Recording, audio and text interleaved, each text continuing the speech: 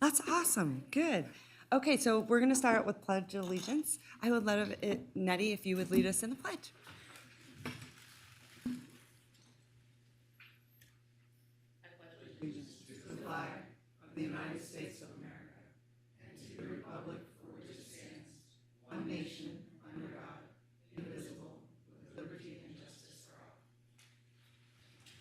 Okay, Madam Clerk, I'm going to send it to you. I assume we're going to call the roll for the Reno City Council, and then you will hand it to the Charter Chair.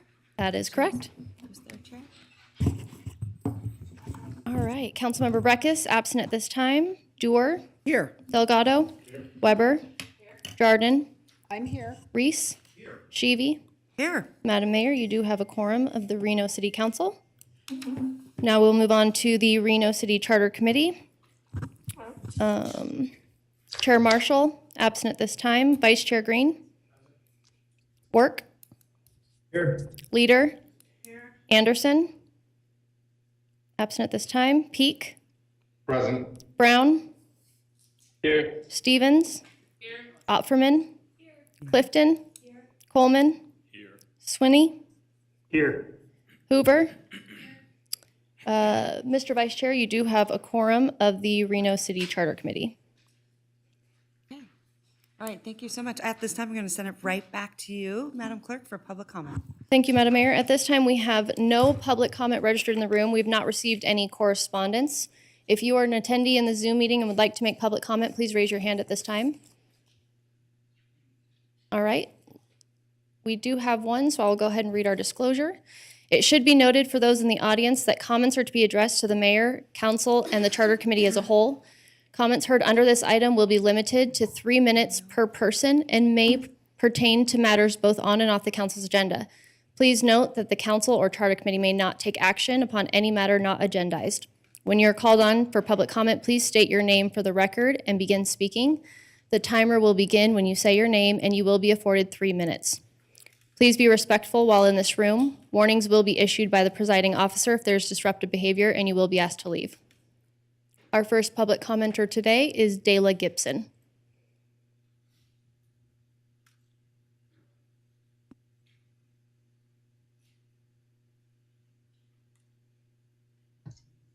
Hello, my name is Dayla Gibson, and I am a Director of Public Affairs for Planned Parenthood Marmonte. In 2022, there is little dispute that racism survives through oppressive systems that were created to benefit white patriarchal populations. Breaking down those systems to allow for equity and inclusion takes focus and intention. For many organizations, businesses, and governments, this means the creation of positions and committees to do that work properly. Planned Parenthood is no exception. Planned Parenthood Marmonte works every day to bring quality healthcare to diverse patient populations. We understand the value of not only diversity, but also the necessity of equity and inclusion in all levels of our organization. In 2021, Stacy Cross, CEO of Planned Parenthood Marmonte, took the initiative to create a vice president position within Planned Parenthood Marmonte dedicated to diversity, equity, and inclusion. She knew that this was important work and needed a strong position and a seat at the leadership table. The work we do for our patients doesn't end when they walk outside our doors. We strive to help make all areas of our patients' lives, and by extension, our communities, better places where people can thrive. To that end, we urge the Charter Committee recommends the position of Chief Equity Officer be enshrined in the city's charter. Likewise, we urge the Reno City Council to use a BDR in the next legislative session to make this change to the city's charter. Working toward a diverse, equitable, and inclusive future isn't easy work, nor should it be an afterthought. The city of Reno has taken many steps towards a stronger and equitable future for our community. The creation of this position and enshrining it will help make those steps stronger, focused, and intentional. Thank you.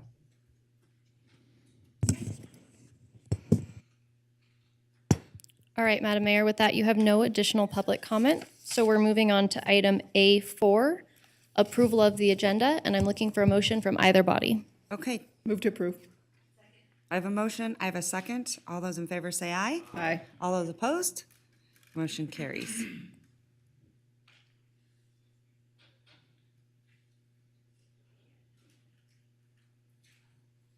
I'm looking for a motion from the Charter Committee. 20, so moved. Second.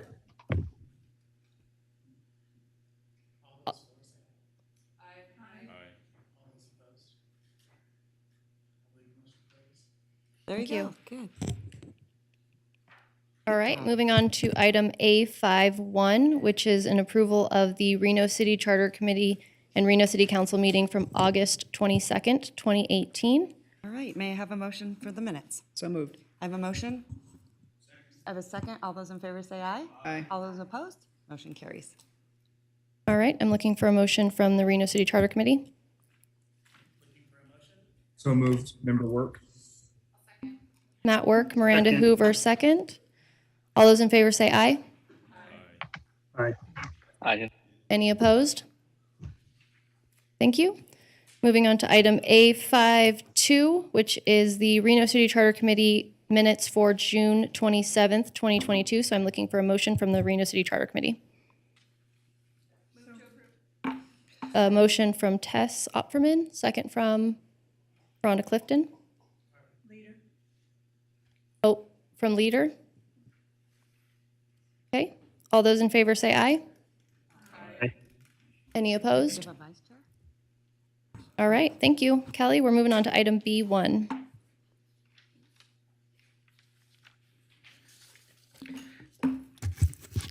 Good morning, everybody, members of the council, Madam Mayor, and members of the Reno City Charter Committee. For the record, Callie Wilsey, Director of Policy and Strategy. We are welcome you here this morning. The Charter Committee for the past 6 months has done a deep dive into the Reno City Charter and is bringing forward their recommendations to the city's governing document today. So we want to welcome you. The charter requires that the Charter Committee gets together at least once prior to each legislative session to review the charter. And they actually met 6 or 7 times these last few months to go over the charter and identified several topics that they want to go into. And Vice Chair Green is going to walk us through that process here in a few minutes. But they've met the requirements of the charter. The other piece of the charter that is required of this body is to meet jointly with you.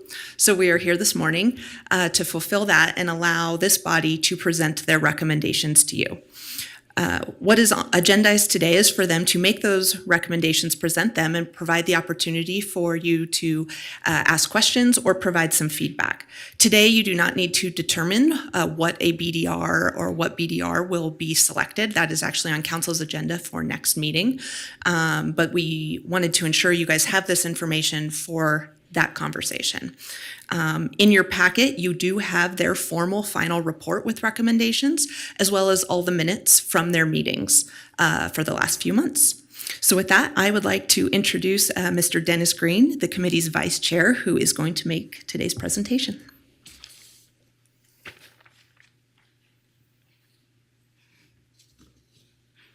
Good morning. It is such an honor to be in front of such a good-looking council, as well as see some of my charting committee members in person. But again, thank you, Madam Mayor and City Council members. The Charting Committee, as we are all aware, is charged with reviewing the city charter in its entirety to identify any changes that would provide for a modern, effective, and efficient government. And since we met in January, every member of the body has been engaged in continuous conversations, learnings, and become well-versed. And a lot of the articles and chapters and contained within the charter, as well as the different challenges and opportunities that we have the opportunity to take advantage of here in Reno, so that we could share our proposed recommendations aimed towards fulfilling that charge. From those meetings, our committee has proposed 4 recommendations presented to the council today, and that is going to start with Amendment 01 for us, which is the elimination of gender language throughout the Reno City Charter. And this recommended changes would remove any gender pronouns from the Reno City Charter and replace them with gender-neutral pronouns or specific title references. And the purpose for this is to strike all instances of heteronormative language within the Reno City Charter, as well as to ensure the city of Reno's document recognizes all citizens and reflects inclusivity in its goals. Question. Moving on to Amendment 2, which would repeal, our recommendation would be to repeal scheduled changes to take effect January 2024 related to the number of wards, makeup of elected officials, and other related provisions. And this is just really in regards to the existing language in the Reno Charter. The city is scheduled to change from 5 to 6 wards. And the at-large position would be replaced with a ward council member beginning January 24.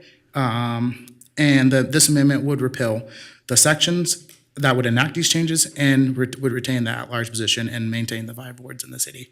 And for the next amendment, 03, I would like to pass it off to members Nettie Stephen and Edward Coleman. Okay, great job, Dennis.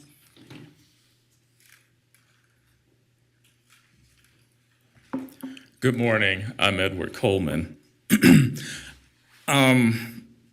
When you think about the history of racism and white supremacy in Reno, you do not have to go back that far to see that legacy or its harmful effects. Communities of color and other disadvantaged communities in this city see it in swimming pools that are trumpeted as advancements for the people, when the very people those swimming pools discriminated against are still alive and suffer from those incidents. It's seen in the layout of our communities, where we have most of our green spaces in our white neighborhoods, while the communities of color face heat sinks and the ever-increasing health issues associated with those harmful environmental conditions. It's seen in a city workforce that has data and can identify the issues that affect our communities and either choose to do nothing or only do the minimum required. Communities of color and other disadvantaged communities are not served by the status quo and instead suffer under the weight of its inequality. When you imagine a city that is inclusive and equitable, you do not often imagine a city that finds reasons not to try to communicate with as many of its residents as possible. You don't imagine a city where the issues affecting a large part of its population are simply checkmarked and filed. And you don't imagine a city that chooses fanfare and weak public displays over actually helping improve the lives of its constituents. This is the overwhelming image of the city of Reno and its governing institutions that I received from my time on the Charter Committee. To say that you don't care would be hyperbole. You do care about a constituency, but that constituency often does not include minority communities. To help even this out, Nettie Stevens proposed a chief equity officer that would be enshrined in the city charter. This would be someone whose sole purpose is ensuring the inequalities of the city of Reno's operating and administrative structures would, over time, be brought into tune with the citizens who are currently suffering from the benign neglect that this city offers them. This position is not a way to punish white people. It's not a way to take something that's not due, and it's not meant to be a prize rolled out to say, look, we are good and caring people, that then accomplishes nothing when attention fades. It is a position that should provide a counterweight to the white supremacy and structural inequality that exists within this city's organizations, and over time reduce their disparate impacts. To reduce the disparate impacts the current system inflicts on its communities. This position is more than a title or 2 titles pushed together. It is supposed to be a force that acknowledges the wrongs of the past and dedicates itself to fixing them. It's supposed to be a first among equals and have a broad-based vision based on research, data, and the cooperation of the city departments. To put it quite simply, it's supposed to ease the suffering of those not in the hegemony, and it's supposed to have the assistance of all parts of government to achieve this.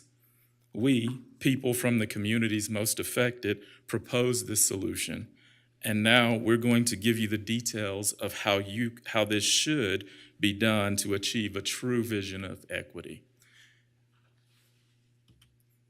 So this is the presentation overview. We'll do an overview of how we envision the Chief Equity Officer and dive into how you could operationalize inequality And then I'm going to pass it off to Nettie Stevens to talk about the importance. And of course, throughout this, if there are questions, please feel free to jump in. But there is a section dedicated at the end.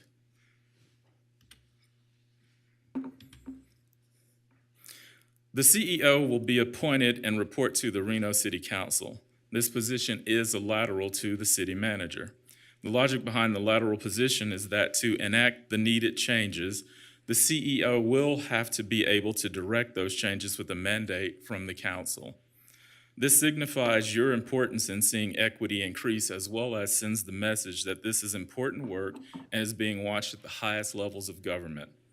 In our meetings with various members of the city workforce, when equity was discussed, there were attempts to derail that conversation.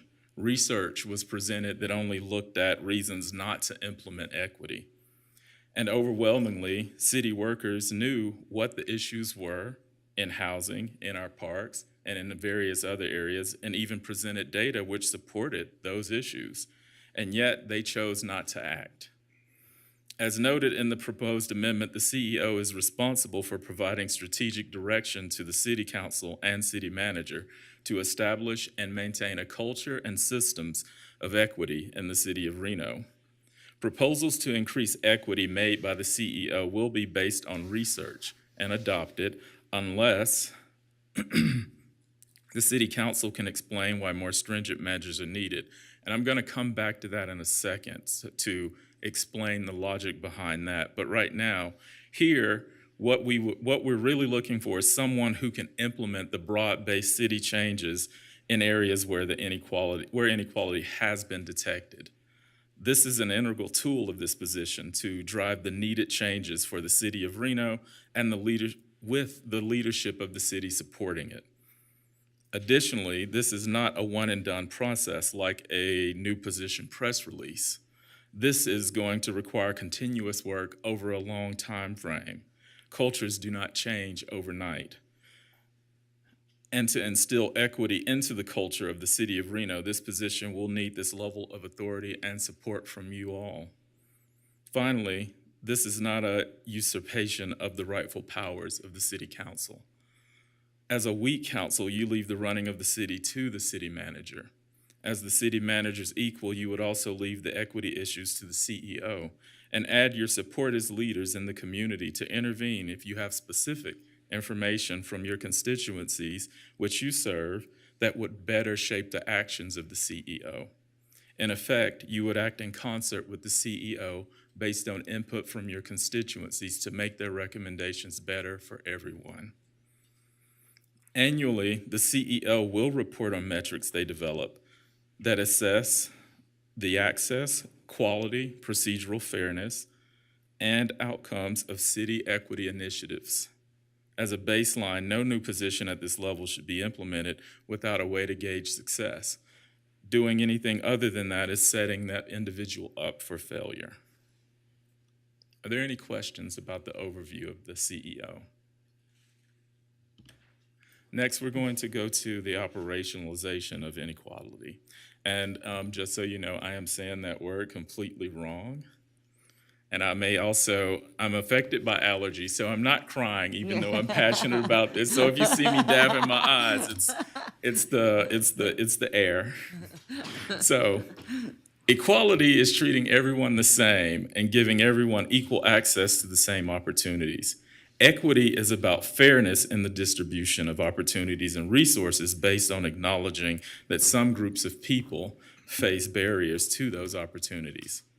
If policies, programs, etc., are not grounded in equity, those same programs and policies, while achieving equality, may also produce inequality. For example, look at our park systems. They're mostly in white areas, and the heat sinks in the city are concentrated in mostly brown and black areas. When talking to the city department responsible for this, they indicated that they did the minimum required. They understood that there was an issue in the black communities, but all they were required to do, and other communities of color, all they were required to do was check a box. They aren't required to fix those issues that they know exist. When solutions were proposed, they were either dismissed or taken in the light of being presented as hard choices between increasing workers' workload.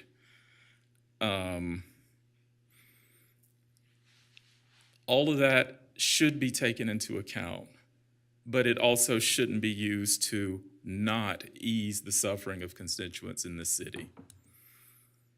The operationalization would include a definition of equity that has definable goals and metrics. For example, policy formulation and implementation, public management practices, the provision of public goods and services, and administrator-resident interactions that reduce and ultimately eliminate disparity, marginalization, and discrimination while increasing social and political inclusion are all things that can be measured. And we actually measured quite a few of those already through the city, just no actions taken on those. The operationalization focuses on the area within city government that produce the unequal outcomes and provides a way to begin to identify, quantify, and ultimately eliminate them. Are there any questions on that? And now I'm going to pass it over to Nettie. Thank you, thank you. Thank you. And usually, just so the Charter Committee knows, we like to hear the end of your at the end of the presentations, then we will ask all the questions because we don't want to interrupt you. And then a lot of times if we start talking, then we kind of get in a different direction. So we kind of know up here to wait for any questions. So we're going to let you guys finish. Sounds good. Thank you so much, Madam Mayor.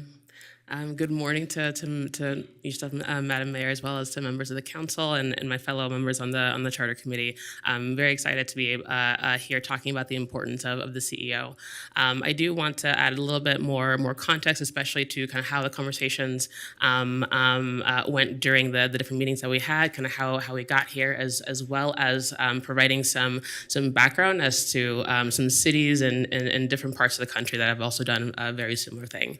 I do want to add, and definitely kind of adding to some of the things that my colleague Edward had mentioned. There were a lot of conversations, especially whether it was the meetings on affordable housing and meetings on accessibility, like where we were able to just get a sense as to how does the city kind of think through some of these issues on equity and inclusion. Like, is there some data that we have to actually speak to and actually quantify some of the inequalities that a lot of our marginalized communities are facing, and is there a systemic way of really addressing these things currently?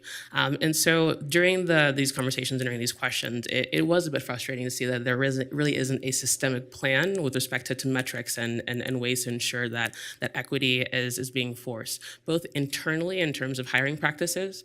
It was alarming to members of the committee to see that the composition of City of Reno staff has gotten wider in the past few years, has gotten more male, that there isn't data tracked in terms of staff members who are non-binary, that there at the time that we asked the questions, there really wasn't an answer as to why exactly that was happening, and so that was a point of concern for quite a few of us.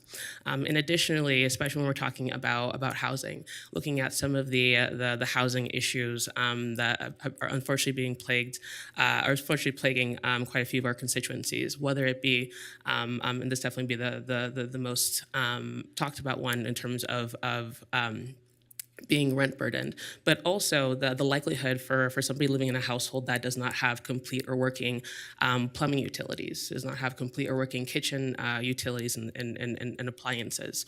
Unfortunately, and this is data that the City of Reno was able to provide to us, that Black communities, Black households and API households are much more likely to suffer those issues. And so then the question became, well, what can the City of Reno do about that? And so it was through those concerns and through those questions that we landed upon the Chief Equity Officer position, making sure that there's a position enumerated in the charter that would be responsible, one, for how exactly the City of Reno ensures that it represents and truly looks like the communities that it's serving, but also in terms of how it communicates with the various different constituencies across the city. I know that's definitely a challenging task as to how do you think through really recreating and thinking through systems in a way that's equitable and inclusive, but it really is so important. And so I want to take a moment to acknowledge that definitely kind of toward the end of our process, we did learn about the promotion of Cynthia Esparza to the Chief Equity Manager, I believe is the title. And so that is a step forward that I do want to recognize. But I do want to underscore the urgency that a lot of us feel in terms of making sure that not only is that a position that is supported, but is enumerated in charter to ensure that that's a position that lasts for the long term. We want to make sure that the city of Reno is a space that is by the people, for the people, and of the people, and ensuring that there is that responsibility in charter is how we feel is the strongest way to ensure that happens in the future. And so I did mention that there are other cities that have done this similarly. And it is a little bit hard to do a little bit of the research because, as you all know, in terms of the way that cities are structured, whether it be the strong mayor type or the strong city manager type, that does play a difference in terms of how exactly you operationalize these pieces. And so there are a variety of different cities, whether they be more so the strong city mayor type, like Buffalo, New York, Fredericksburg, Virginia, Fort Collins, Colorado, Aurora, Colorado, and Chandler, Arizona, where they have more so kind of strong mayor types, but like there is a full-fledged department within those cities, like to ensure that this work happens. And Birmingham, Alabama is another good example where it is a strong mayor type city, and they have a department, and specifically within the department, they have different liaisons for specific marginalized communities. But then to the structure of City of Reno itself, like being more so the strong city manager type, like there are some additional cities, and I can pull up the list here, where they do have this enumerated. I wasn't able to verify whether it was with the charter specifically, but definitely quite a few of them did have that emphasis and that built-out department, underneath the city manager or lateral to the city manager to ensure that this change was represented. And so, making sure that this is included in charter is what we feel is going to be the best way to set City of Reno up for the future in terms of ensuring that we are able to reach a truly in 100% equitable society. And so to the importance of the CEO provides the following to city government, making sure that they are the focus behind this effort. I know that there are a lot of great individuals who work in City of Reno who really care about these issues, but maybe they're not empowered to do so in a way that's cross-departmental. Making sure that there's somebody who can really head that charge of when we're thinking about where exactly the new parks are going to go to, whether it's an issue of where new parks are going to go, whether it's an issue of how do we ensure that that Black and brown communities aren't being disproportionately impacted by these different housing issues, or even with respect to how exactly are we communicating with the variety of different individuals who live in the city based on different languages or even just different cultural understandings. And so making sure that there's somebody at the head of that effort to actually put together a strategic plan and make sure that folks are really working toward that plan.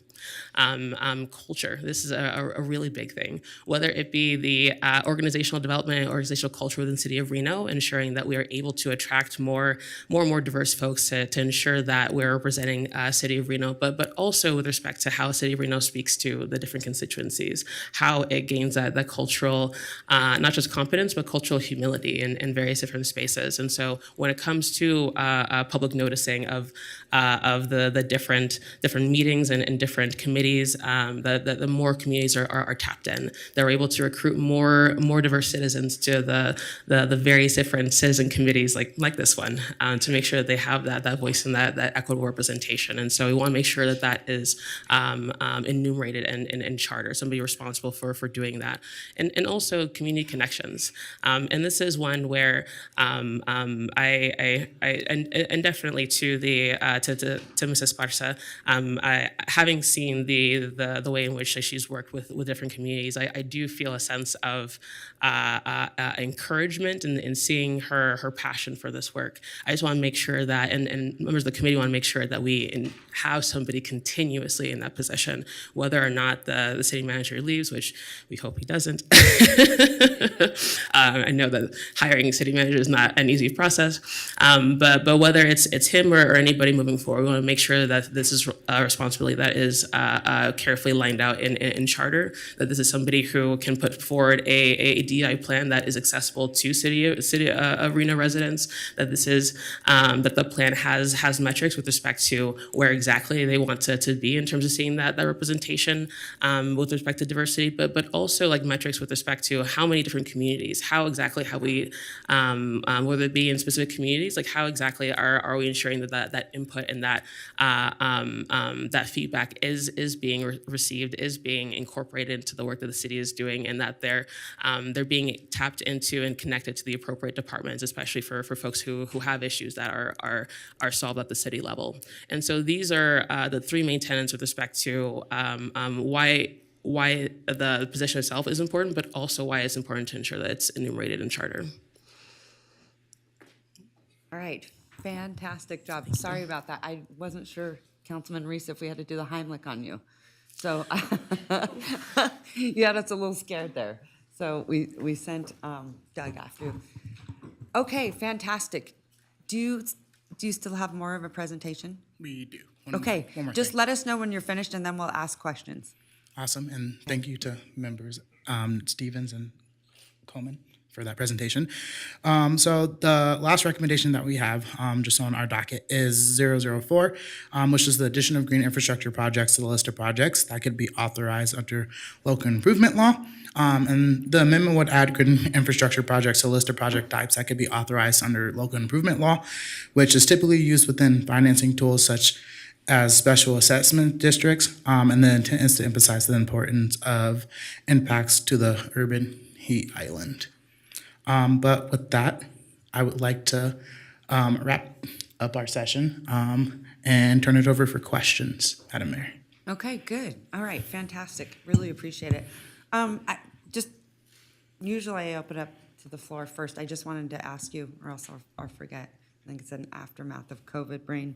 But and first of all, I want to say I'm super impressed of the level of engagement of the Charter Committee. We haven't seen that at all. And so like this, I think for us is all really very, very welcomed. I'm really glad that we're doing the really good work. But I guess part of my question is, and have you guys had conversation about, this is great for the Charter Committee, love it, but how do we also implement this on our other boards, right? And have these discussions, because we're having it here, but I think we have to do it at every single board level. Like for instance, for 8 years, I was the only female on the RSCVA. When I think whenever I was elected, we did not have any females on the airport authority. And so, you know, and also the HRC didn't exist. Remember, Tess, we jumped right in. We were like, great. I don't even know if the city ever celebrated Pride. And as you know, that was a big deal. So I think, you know, we are starting to be much more inclusive, but it's so great to have everyone at the table. But I really think too, maybe these are conversations that we have with all of our other committees, and maybe you guys are, I think you're setting the example and showing kind of what the possibilities are, because that way we're going to be able to pull in everyone from the community and engage people and be inclusive like we've been talking about. That was really, really important, especially I think females in government feel it that much more because it's so predominantly male. And so I just, I really appreciate it. So just think about something like that. Like, is there some way that maybe we can also sort of model this for every committee that we have? And not only just committees, but every department in the city and everything that you're doing. So I just want it to resonate throughout. So great job. Okay, I'm going to open it up for questions to my board. Councilman Reese, take it away. Thank you, Madam Mayor. I suppose a starting point for these conversations is always the acknowledgement of privilege. I maintain a lot of it. I've spoken about it from the dais. It is a compelling time we live in because I don't think at any time in human history have we really been willing to acknowledge the privilege that comes with being white.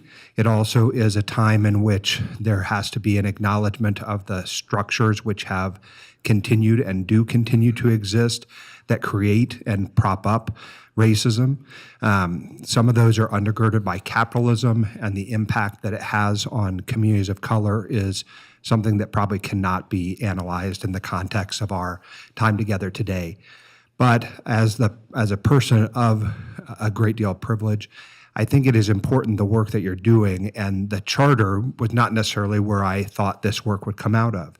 And so in that regard, I think it is, my thanks to the members of the Charter Committee for the work that you have done. And the question ultimately becomes largely about and sort of what Madam Mayor said, it's about what are the role of the broader citizenry in the conversation? What is the role of our other boards and commissions?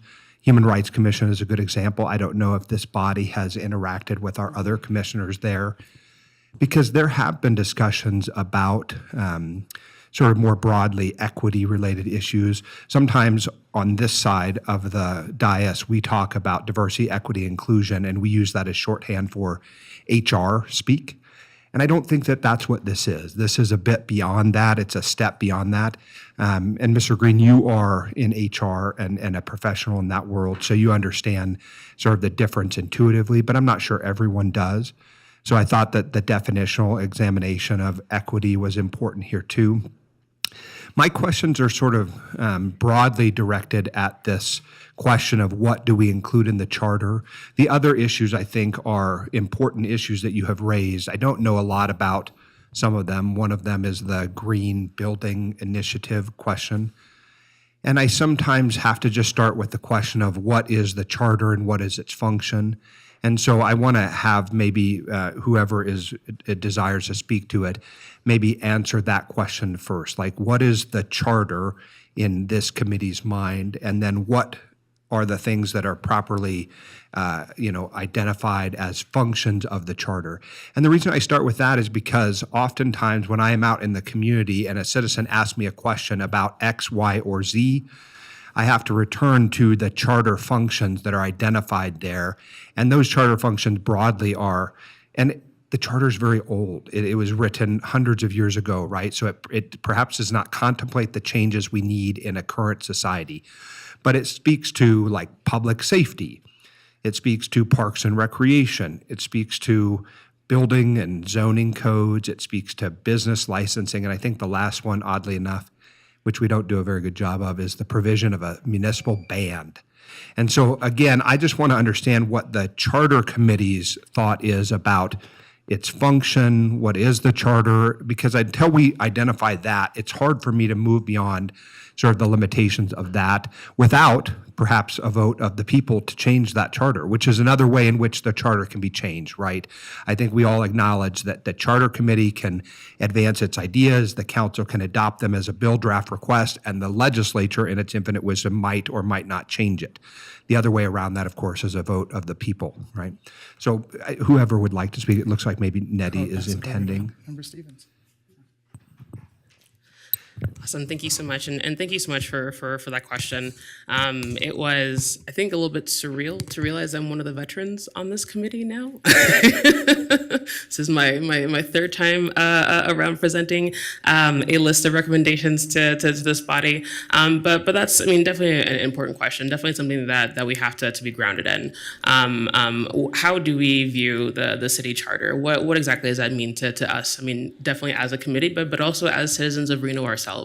I think that for myself and definitely I don't want to speak on behalf of other folks in this space, but when I think about the charter, it is that governing document. Like it is that outline of responsibilities that when somebody wants to ask, okay, what exactly does City of Reno what are we supposed to do? Like what exactly is the city supposed to provide? How exactly is it supposed to serve its constituency? That the core principles of that are outlined in the charter itself.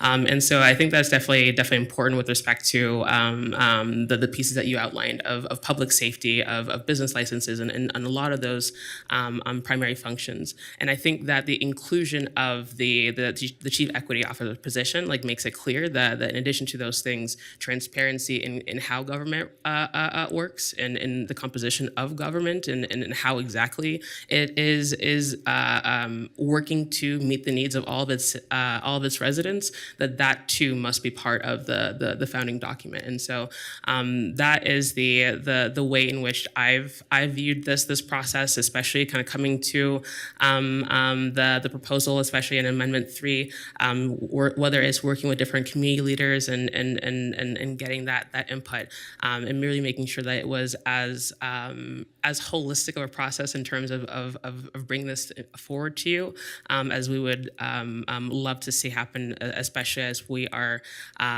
continuing to see the DI efforts that come from City of Reno. So I hope that helps to answer that question. I think it answers part of it, perhaps not all of it. And the only reason why I say it that way is because I'll give you another example of a goal which I believe is very important for a city. And you've identified it as an equity issue. It certainly is, but it's also a more framework issue related to climate change. So we have a sustainability manager, right? This is sadly, it's an office of one. It's one person in the city, and that person is tasked with leading up just so many related projects.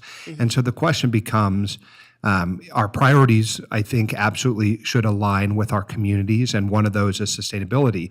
Why is the sustainability manager or the sustainability person also not a charter level function? And I don't mean it in a way to dispute that there are varying ways in which equity overlays the other structures.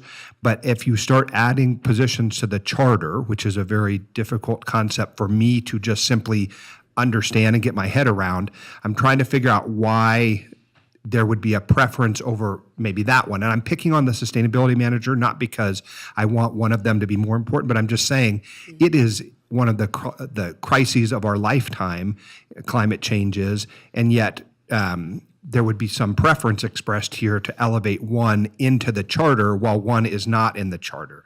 And it could be just like a civics, AP Government 101 kind of thing that I'm just having a hard time understanding. And that's why I gave the opportunity to understand what you view the role of the charter is, because then I think you have to lay into that the other questions related to similarly important topics. I hope that makes sense. Oh, absolutely. And I think that the difference, at least as I see, kind of how the question is set up, is really the scope of responsibility. Where with the sustainability manager, I mean, I definitely understand there's a lot of different projects that go into that, and I don't want to make it seem as though sustainability and really fighting against the devastating man-made effects of climate change that isn't important. It absolutely is.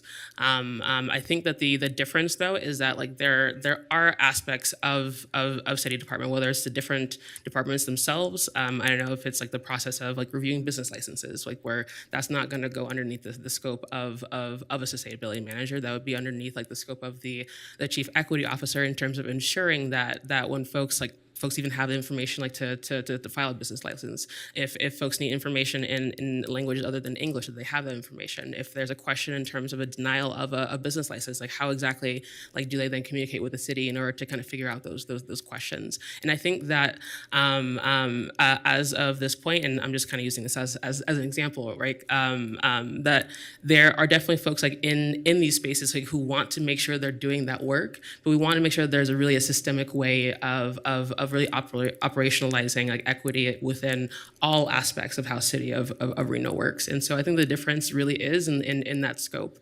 I think that when we talk about diversity, equity, and inclusion, and I know that my day job of hiring folks, that is the majority of what I talk about, that there is this sometimes instinct that folks have, towards yes, we have an E&I person and they're doing this work, or maybe they have a plan or so on and so forth, but then they almost get siloed, for lack of a better word. And I want to make sure, and members of the committee also want to make sure that that their work touches on every single aspect of what City of Reno does, because it's just that important. And so really the difference is, at least as I see it, is really the scope of responsibilities and making sure that equity and inclusion is something that is not just a category all on its own, but really is ingrained all throughout all practices of City of Reno. So I hope that I've done a better job that time answering your question. All right, any other questions? Go ahead, Councilwoman Dewar. Yeah, thank you all so much for serving on this committee. It's incredibly important to us. The charter is our foundational document. And I think that particularly in the example of the chief equity officer, you did a very elegant, I would say, and very specific job of presenting your ideas. So I really appreciate that. I have a few questions. If we were to move forward with something like that, which is a very significant change, I think we have identified, Mr. Manager, in the charter, which are the appointed positions. Is that correct?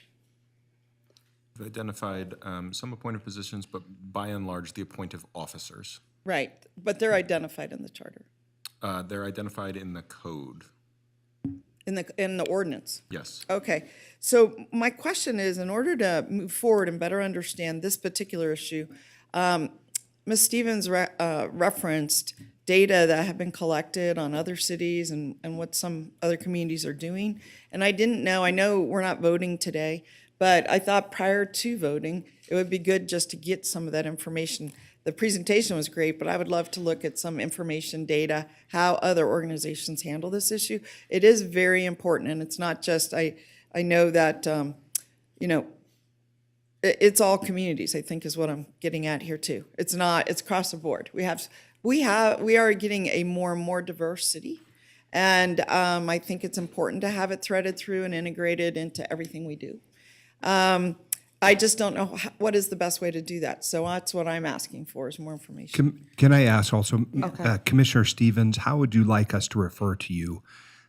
As I understand it, you are non-binary, so I don't want to misgender you, and I don't want my colleagues to do so either. So can we have a good conversation to make sure that we're on the same page? Oh, absolutely, absolutely. So my pronouns are they, them. I accept she, her pronouns. I think to the, I'm blanking on salutation. So like miss, it's like mix is the salutation that I often use. I mean, I don't interrupt to correct folks in that space. And that definitely is a personal decision. I mean, definitely different aspects and different people within the community have different feelings, and that should be respected. And so for me personally, I will accept she, her pronouns, but typically like mix as the salutation, and I accept Did you say them. mix? Yes, MX. Mix, okay. Okay, Can I just respond to? I didn't want to call you Nettie, so I worries. was searching. So thank you. like, I'm not finished with all my comments, but okay, yes. I want to kind of back up here, okay? Because I think this is really important, because I was just thinking in my head, when was the last time we met with the Charter Committee? And here's what I would say. Every 2 years? Every 2 Okay, years. so kind of, and am I correct that Mr. Marshall is your chair? Is he the chair? Yes. Okay. Yes. Because I remember sort of, the last Charter Committee, there was a lot of really important issues that were like coming up. I think this is obviously an incredibly important issue. But I also kind of want to start sort of like at ground one, like, what you guys are thinking. Are you looking at some of those past issues, some of those charter? Because to be honest with you, there were some pretty big issues, that we kind of left off. And now, obviously, this is a new charter committee with most, new representatives. But I kind of like to know, like, what are you guys thinking of looking at? Because I don't know, is this like first priority one? What, what's number two? I mean, like, But what I I think mean? they're at the end of their work. This is their last day. No, I now. know, but sort of an overview, I feel like we're kind of like jumping in, and I'd like to know, okay, we talked about like one of the things, are you guys surprised that I don't run the city? Most people think that I do, right? We have a strong form of manager government, right? And now, I mean, obviously, you're very, very well versed, which is great, right? But I'm just sort of curious, like, you know, what are the things that are important to you? One of the issues at one point, and I know it was at the city of Sparks, is should your city attorney be elected or appointed? You know, those kinds of things. And so I'm just kind of curious because I feel like it would have been good to have some overview, like general overview, right? I just am sort of, you know, interested. Anyway, go ahead, Councilwoman Jordan. Thank you very much. And I think my headspace is kind of there as well. I mean, when we talk about the great work that you are all doing in the presentation you gave today, how that collaborates and coordinates with the other good work of the other organizations within the city. And I just don't think we have that before us, like the Human Rights Commission and the great work they've done. And, you know, certainly the city's been recognized for a lot of things in that regard. How is that coordinated? And does the committee, and this just goes back because it's been 2 years, when issues from the Charter Committee are brought forward as was presented to us just now, was those all decided on by the committee on the whole? So all of you got this presentation, and that's what this is what we're bringing forward. Yeah. Is there other, like, are we going to bring other things forward as well? That's what I'm confused about, Yeah. is what the body's decision, If you want to. No, or I'm a little confused. No, absolutely. For the record, Callie Wilsey, Director of Policy and Strategy, just to kind of help with the process portion. So when the committee met for the first time in 2 years in January, that was their first meeting. We did an overview of what's in the charter, what that looks like. And then the committee spent a meeting talking about topics that they wanted to dive deeper into. And those included some of the things that you see on the 4 amendments that they presented today, but they also looked at the redistricting process. They looked at accessibility initiatives, housing challenges. They also looked at how to handle vacancies on elected offices, newspaper noticing, multilingual legal noticing, NRS discrepancies related to filing, written challenges for the qualifications of candidates, and the other items that you saw today. So there was a list of other items that they discussed. Where they ultimately landed was 4 amendments that they are recommending. Okay, so I guess my question goes down to this. So the presentations that we are seeing today as a city council have been viewed and approved by the Charter Committee as a body. So yes, I'm getting a yes. Okay. Okay. So, okay. Madam Mayor? Yes, go right Can I ahead. finish my comment? I mean, And the only reason I bring it up is because I want to kind of dive into all the work you guys are doing because it's been so long, right? And kind of like a refresher of like where we left off, and then also jumping into new, right? And I think this is the new, which is really cool and exciting. But I just kind of like wanted to remember because there was some, I mean, it got a little contentious. Let's be honest. It did, right? Madam Mayor, I right would like to ahead. talk, but I think Councilwoman Dewar was ahead of me. it was, I'm gonna let you, Councilwoman Weber, I want you to go, and then we can go right back to Councilwoman Dewar.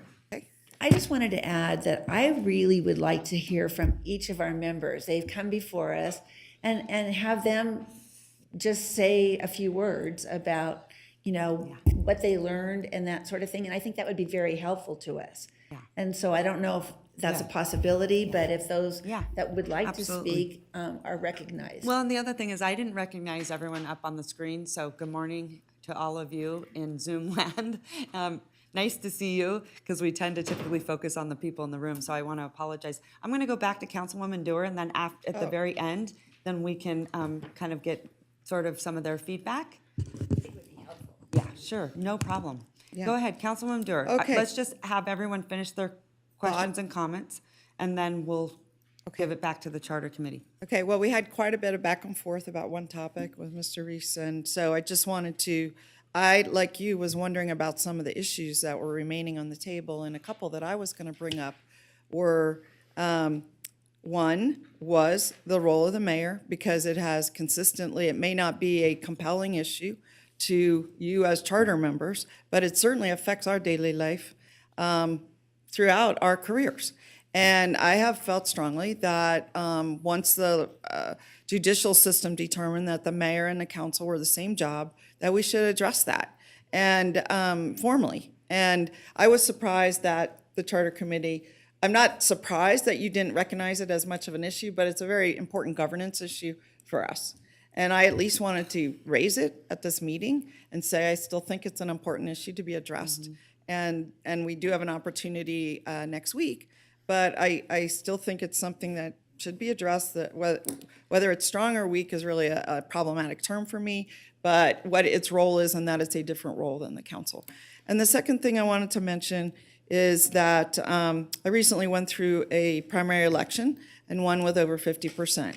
And I cannot tell you the number, in fact, 54%. And I cannot tell you the number of people have called and said, congratulations, you won. And I said, no, I have a round 2 in a general election. And I believe that is something that the charter could address. At the school board, I would have already been elected. At City of Sparks, I would have already been elected. Wherever, many places. I've even had law firms call me and say, we need legal advice from you. Are you elected? We need your, I said, no, our charter is not written that way. And so it's something, I don't have a strong position. It happened to me in my last election as well.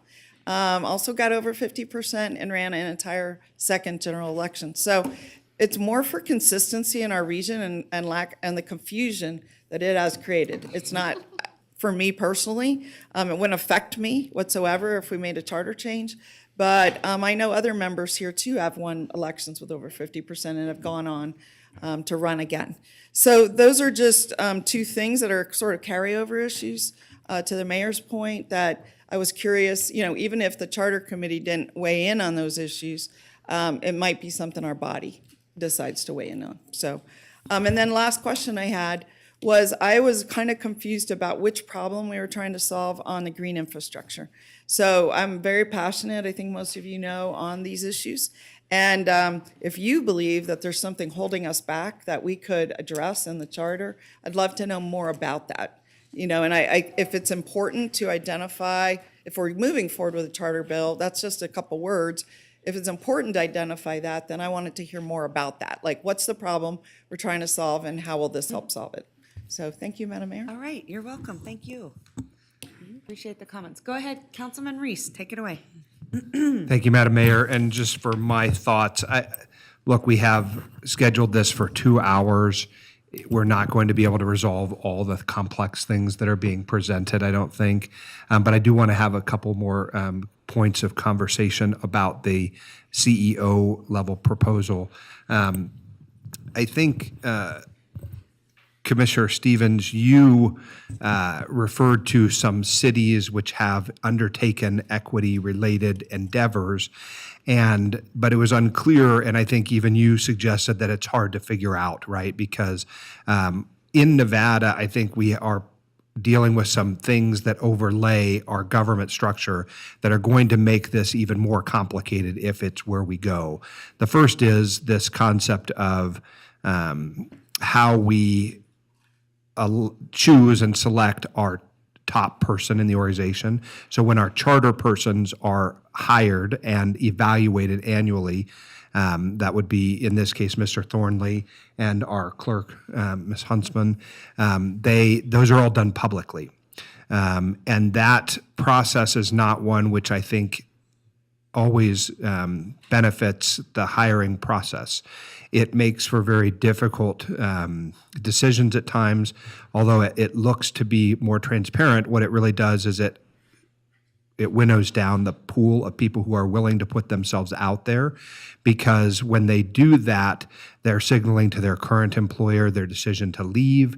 And if you are in a pool of 100 people and you are sort of publicly identified in that way, but maybe you are not going to get the job, it puts you at risk then for not getting the job or keeping your job that you currently have. So I do think that there is something to be said about not including it in the charter, because the way in which the top charter positions are hired and evaluated. Those annual evaluations also can be, in some cases, they can be very damaging to the organization because, at least in my experience, sometimes those are used to sort of exact political scores rather than actually evaluating people fairly. And so there's that. So I would have to really think more about the way in which we could find examples of communities that are doing the work that is important and valid, but that look more like our structure and our state and our our charter process. And again, because this is the first time we have met, there are lots of questions that I have about including a person in the charter, and then what happens to how many people do they have with them underneath them to carry out the work. You've suggested, I think, Commissioner, that you see that person as being able to touch any segment of the organization, like business licensing. And I can tell you, there are equity issues in the licensing process. There are equity issues in communications, in parks, but asking one person to undertake that is really setting up that person to fail. And so in that regard, I'm hopeful that Mrs. Sparza will undertake the role which she has now undertaken, and she will figure out what the needs of the organization are and her specific department. I'll give you another example, and I'm gone over my time, but we have an auditing function in the city, and again, a department of essentially one. And sometimes it is hard to pin down what their role is in the organization if it's intended to cross over every department. Does that make sense? So again, a lot of questions remain unresolved for me. Certainly not something that I would be in a position to vote up or down on or advance at this point, but I think worth the conversation we're having. Councilman Delgado. Oh, do you want to? Oh, just very quickly, and definitely too, a lot of those questions and concerns, I think that those are absolutely valid. I think that, and again, kind of speaking to like my experience in having worked in hiring, specifically hiring equity and inclusion, there are a lot of folks who are really excited about this work right now. I think that I really do want to underscore just like the enthusiasm that a lot of folks like are actually going into the DEI field to be really able to bring social equity and social justice into whether it be like large corporate organizations. I know Pfizer like has a VP specifically like for DEI, whether it's like large national nonprofits. I know we heard from Dayla Gibson and Planned Parenthood and across several different government agencies. I did mention that it is a little bit hard with respect to kind of figure out like which cities specifically are and I guess for lack of better terms here, like strong manager versus a strong mayor type government. But there actually is an organization that has actually taken up I don't say the responsibility, but has taken up a lot of the work of supporting and guiding a lot of city governments in actually doing this work and implementing it. It's called the Local and Regional Government Alliance on Race and Equity, and so it is an organization that different city agencies can purchase membership into and be part of that work of incorporating equity and inclusion into their guiding documents. Definitely to the question that Councilwoman Dewar had asked, I can provide a kind of a works cited of all these different things, and so I hope that would be of help as well, so you can actually see some of the cities and how exactly they have brought about a lot of these changes, and definitely to the point as well about it being a public process. That's actually what a lot of communities want. They want to be able to see like, is City of Reno like hiring like more women? Like, is City of Reno like hiring like more BIPOC individuals, more people with disabilities? Like, how exactly is that process being made? Is that data being tracked? Like, and so it's not as though we want Cynthia to be responsible for holding all of the pieces. It's just that with respect to having a system-wide approach toward equity, like somebody needs to drive the charge, and like we want to make sure that person like is supported by the weight of that position being enumerated in charter. But definitely to that point, I know that the final decision happens next week. I will do my best to make sure that information is sent over to members of council. My apologies that it wasn't sent over sooner. Actually, this past week I was sick recovering from COVID, and so I know thankfully. My quarantine period ended on Monday. Yeah. I know. So it was a plan to, at the very least, kind of have the list of different cities, and based off of what I could surmise in terms of which ones specifically had a kind of more so similar structure to the City of Reno, and which ones maybe didn't. But there's some ideas in terms of implementation. But from a lot of different communities. They really want it to be a more public process.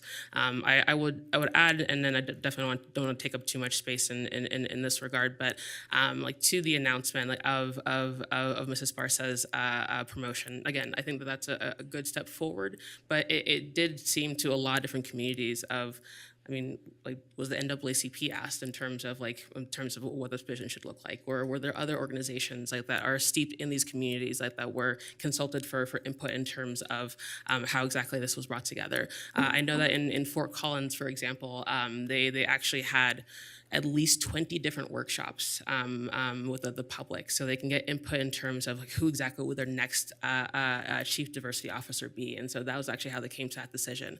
And so not to, I mean, Fort Collins is different from Reno. I definitely understand in that part, but there is a yearning for more community engagement, more opportunities for community engagement, especially when we're talking about how we include all the communities within the city of Reno. All right, great. Go ahead, Councilman Delgado. Thank you, Madam Mayor. And just like my colleagues, thank you to the Charter Committee. I want to say I might have been part of the first Charter Committee when it was established back when by Jessica Sfrazzo when I was appointed on it. So You were? just appreciate, I didn't know you were on the I was on the Charter. Charter, I love it. so I appreciate all the work. But even then, I just remember the how quickly times have changed. Because that was a big issue, big conversation when we were changing the charter from when it all said he to his and her on there. And now, of course, after a few years, now we're talking about plurals and everything else. So just, and one thing that I've always come to remember is that our charter is organic, as it should be, always ever changing. A reason why we meet and have discussions about how things have changed from when it was first established to who we are today. And so it's always an acknowledgement and thank you for the hard work. The four amendments I see before me, I see in different lights. I see as governance and operations, and I see the opportunities with the language, of course, and the ward numbers as governance, as us going out to the community and saying, here are some things that we should govern and consider and think about. And the other ones are opportunities for operations, and I see those opportunities to really cement those with our city manager and us holding our city manager and our executive accountable to those. And so those are opportunities where we can get together strategically and say, city manager, what have you done to move these things forward? What have you done and how was that cemented as part of your job review? To making sure that we see that we are taking that in order. And see that different in terms of just, again, whether it's operations or governance. That's kind of having as us saying, what are you doing with that? How are you moving that forward every year? What do those numbers look like? I know several years ago when I asked, how are we best reflecting our city and representing our city in terms of the diversity at our city of Reno to where the community and demographics look like? And we were failing, right? But I can tell you, I haven't seen as many beautiful brown faces on the 15th floor than I've seen in the last several years. And it's been pretty awesome. And we can do a better job. We can definitely do a better job. But I think those are operational opportunities in terms of working with our executive team and say, what are you doing? How are you moving that forward? And Cynthia's that's going to be a great opportunity. And I know she's got to work closely with everyone in order to make sure that she's doing what's best. And so that's kind of the lenses I'm looking at some of this. Not to say that we don't need a CEO. I think with the hiring of Cynthia, then now a year from now, saying what have we done, how we hit those benchmarks, how are you doing that, Doug, in terms of moving that forward, is something I kind of maybe we can all kind of talk about. Thank you, Madam Mayor. Thank you so much. Any other questions? No? Oh, go ahead. Councilman Reese. Madam Mayor, I have sort of some questions perhaps about the at-large membership discussion. I don't know if we want to move on from this one yet. Again, I think this question about equity could take us hundreds of hours and perhaps is something that we've got to task either a subset of the body or the HRC or some combination of this great group and the HRC with doing. It's just too important not to continue the conversations, but I also don't believe that it can be resolved today. And I think Councilmember Delgado makes a good point about process versus procedure, and I have to sit with that some and really think through those elements of it, because there are the issue about the green initiatives seems like something that I would not anticipate to see in a charter, but I would see, for example, in our building code and reflected in our zoning, in the building RMC, the language cleanup, which is one of the conversation points. I can't believe it's 2022 and we're still having this conversation. It just is incredibly myopic. I think language and the language choices we use should be a reflection of our community.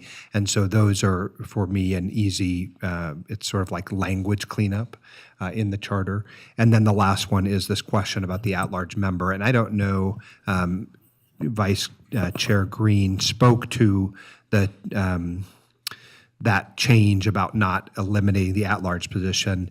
And so I think that the recommendation is here, and that is something that I, sitting in the seat as the at-large member, am in favor of and do believe would be an appropriate exercise of charter authority. So I don't have really questions about it. I think it kind of speaks for itself. And just from my point of view, since having served in the seat now for 3 years, the at-large member, I think, is an important role. It is been made more important by the switch to ward voting, and eliminating it is sort of an unintended consequence, I think, of that decision so long ago to do it.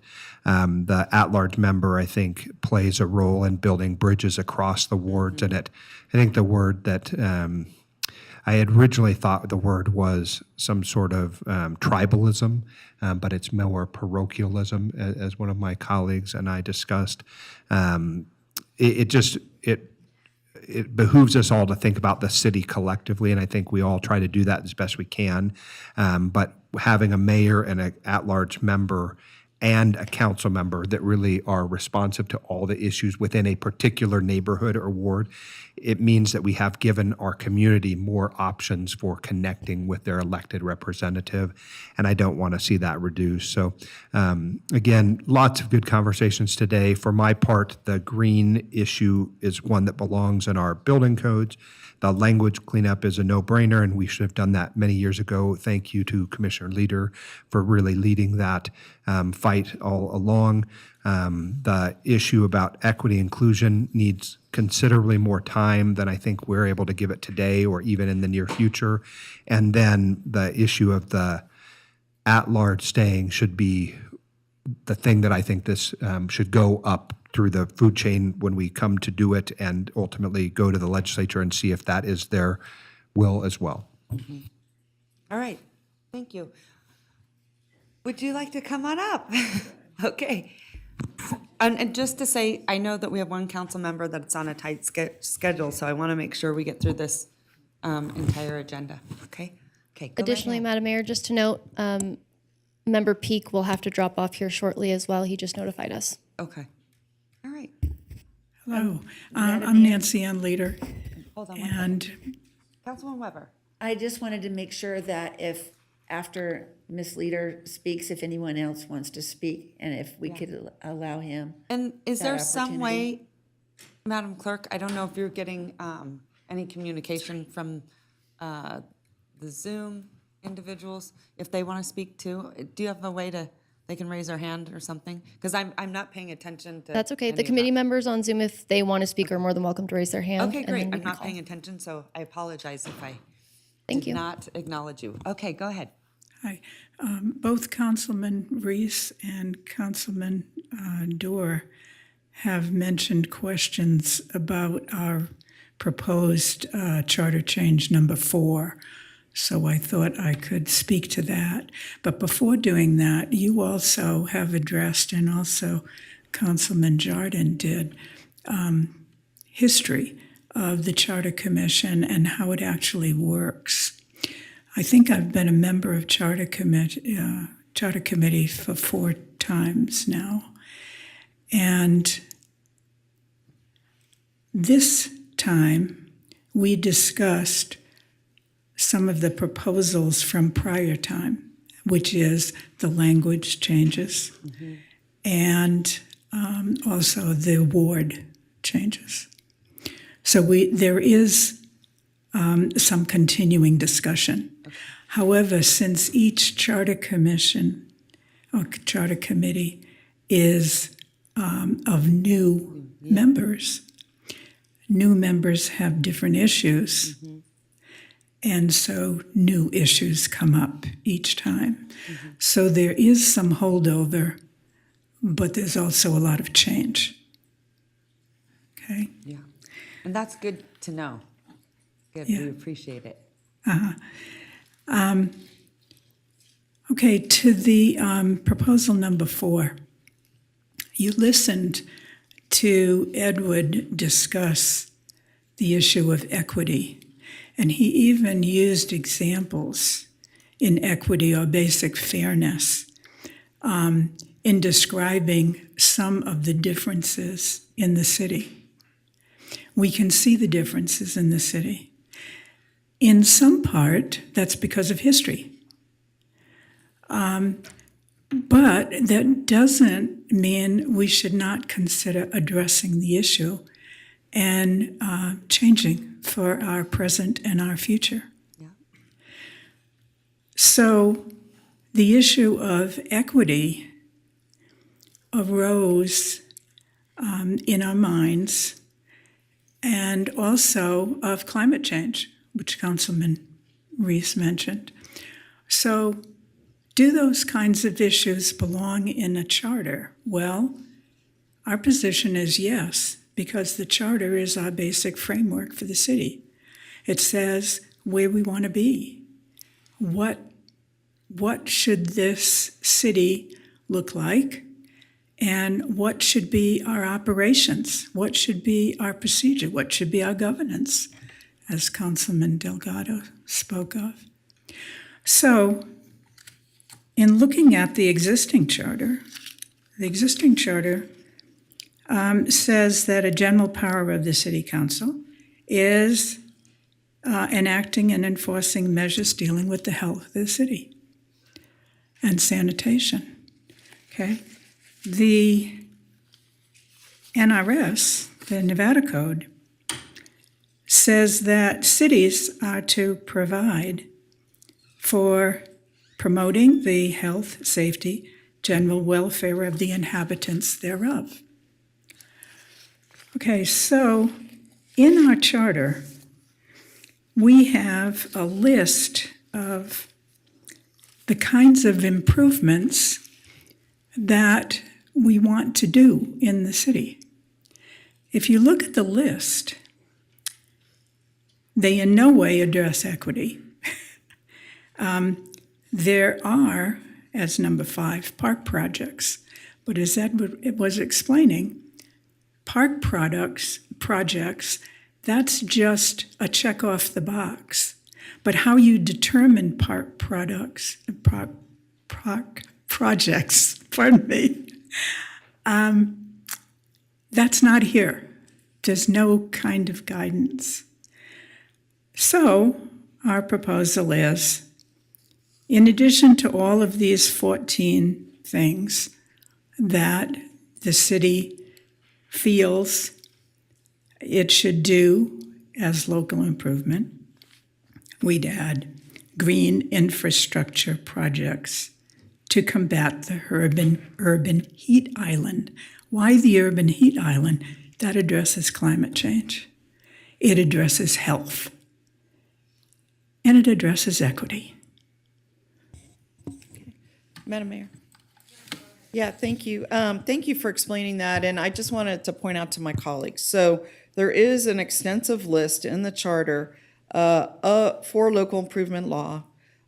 And it says, except as otherwise provided, the city council on behalf of the city and in its name without any election may from time to time acquire, improve, equip, operate, maintain, convert to, or authorize. And then it gives the laundry list right in the charter. And I think, and at risk of Ms. Leader, Commissioner Leader, green infrastructure is not specifically called out. You know, we call out sewer, we call out even off-street parking. You know, we don't just call out the basics like water, sewer, and roads, but we actually call out off-street parking, overpass projects, as if they need to be enumerated, that we could do an overpass. Things like security walls are specifically listed in the charter as something we're allowed to do. I mean, it's kind of weird, the level of detail in some cases, and then the generality of some. But since it does get right down to you can do a sidewalk project, you could do underground electric and communication facilities as if we need special authority to do those things, you know? And so I understand now where the committee's coming from. You're saying if they're gonna enumerate all of these things, why would you not enumerate also green infrastructure projects? Why not? At least it says those are important too. As important as, let's say, an underpass. We have overpasses and underpasses listed separately. I mean, you know, to me, I would delete a lot of them, you know, and just say we may do public works projects that further the interests of the city. But since we do have this huge enumeration, it is, I think, appropriate to at least list those. So I appreciate that. Thank you. Okay. Any other question? No? All right, any other questions? No? All right. None at this time. Okay, Madam Clerk, what are you looking for from us? With Callie's approval, I think we're just looking for a motion to accept the report that was presented by the Reno City Charter Committee. Okay, thank you so much. May I get a motion to accept the report? So moved. I have a Second. motion, I have a second. All those in favor say aye. Aye. All those opposed? Motion carries unanimously. All right, Madam Clerk. All right, Madam Mayor, moving on to item C, it's general public comment. We have none registered. If you're in the Zoom meeting and would like to make public comment, please raise your hand at this time. Hearing none, we are moving on to a motion to adjourn. All right, may I get a motion for the Reno City Council to adjourn? I have a motion, I have a second. All those in favor say aye. Aye. All those opposed? Motion carries unanimously. All right, I'm looking for a motion from the Reno City Charter Committee to adjourn this meeting. Motion to adjourn, Swinney. Oh, we've got a motion by Member Stevens, a second by Member Swinney.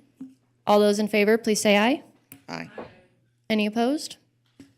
This meeting is adjourned.